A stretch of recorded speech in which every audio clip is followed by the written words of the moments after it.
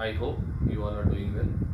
In this section of my video, we will be going through the topic and concept of acceleration, which is actually a part of class 9 NCERT chapter number 8. Before going through the concept of acceleration, I want to clear an important concept, that whether we know a very good knowledge or we have a knowledge of uniform motion or not. As we had already studied that if a body is covering equal distances in equal interval of time, the motion of the body is said to be uniform. But if it covers unequal distances in different intervals of time, its motion is said to be non-uniform. But what if the body is moving with a variable velocity? What if the velocity of the body is constant? You can observe that if the body is moving with a constant velocity, which says that with time the change in velocity of a body is zero. But if the body is moving with a variable velocity, you can say that with change in time the net velocity or the change in velocity will not be zero. Hence we can say that if the body is moving with a variable velocity or a changing velocity with time, we can say that the body is accelerated. We often use term this acceleration while we are using our vehicle. We used to accelerate the vehicle while we are speeding up, and we used to reduce the acceleration while decreasing our speed. So acceleration can simply be expressed as change in velocity of the body in a given time, because for acceleration the velocity should change for a particular instant of time. Hence acceleration is simply the rate of change of velocity.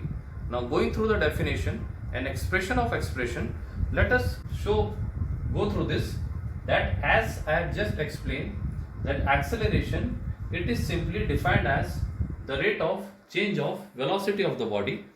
Acceleration is equal to change in velocity of a body with time, which gives a unit meter per second square or kilometer per hour square.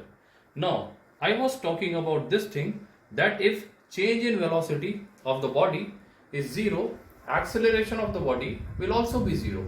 So in order to accelerate, the body should move with a variable velocity. Now let us go through a small expression. Let us suppose at a certain time t equal to 0, velocity of the body is v1. Let us consider this as some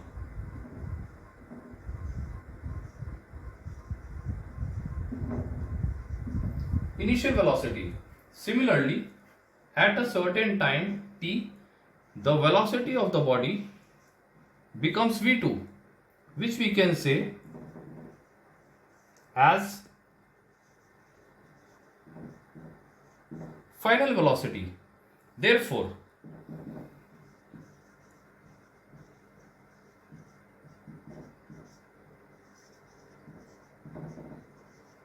change of velocity of the body, definitely final velocity minus initial velocity, that is v2 minus v1. So here we had calculated the change in velocity. As expression of acceleration says, the change in velocity with time. As you have calculated the change in velocity as v2 minus v1 upon time, this gives the expression or the magnitude by which this is the expression for acceleration. Now in this expression, if you observe that a equals to v2 minus v1, where v2 is the final velocity while v1 is the initial velocity, and t represents the time during which the velocity changes from v1 to v2. If at any instant you say that v2 is equals to v1 is equals to v, or you can say that if v1 is equals to v2, under that condition acceleration of the object will be zero.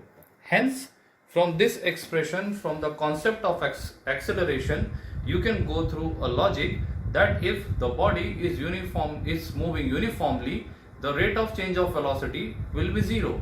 Hence, acceleration of the body will also be zero.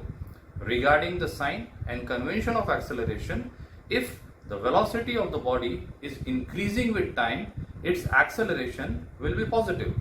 While if velocity of the body is decreasing with time, its acceleration will be reduced to negative.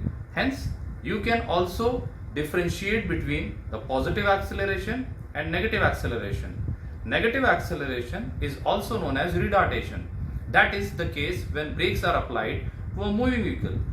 Going on through an illustration or an exemplar of an uniformly accelerated motion is if a body is falling from a certain height, its velocity changes with time continuously, or you can say the velocity of the body increases continuously.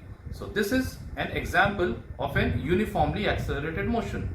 So this was the whole about the concept and expression of acceleration. I hope you have gone through this well. Thank you.